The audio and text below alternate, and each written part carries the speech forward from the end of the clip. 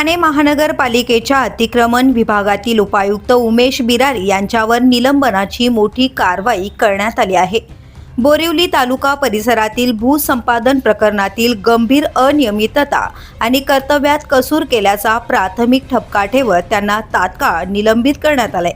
बोरिवली तालुका हद्दीतील भूखंड क्रमांक 455, 456, 457, 457, 1 ते 3 आणि 458 या जमिनींच्या भूसंपादन प्रक्रियेत मोठ्या प्रमाणात फेरफार झाल्याचं समोर आलंय।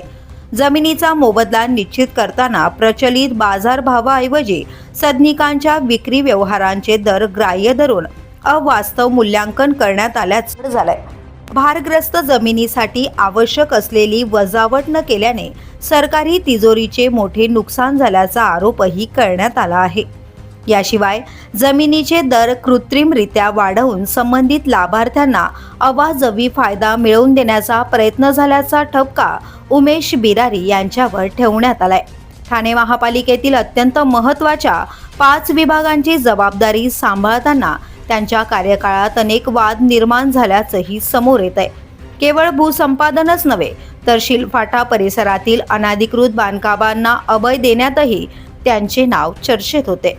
या भागातील बेकायदा बांधकामांवर कारवाई न करता ती वाढू दिल्याचे गंभीर आरोपही त्यांच्यावर करण्यात आले आहेत। या सर्व प्रकरणाची दखल घेत वरिष्ठ पातळीवरून तात्काळ निलंबनाचे आदेश देण्यात आले आहेत। या कारवाईनंतर ठाणे महानगरपालिकेत मोठी खळबळ उडाली असून या प्रकरणाची सखोल चौकशी झाल्यास आणखी काही मोठी नावे समोर येण्याची शक्यता वर्तवली जाते।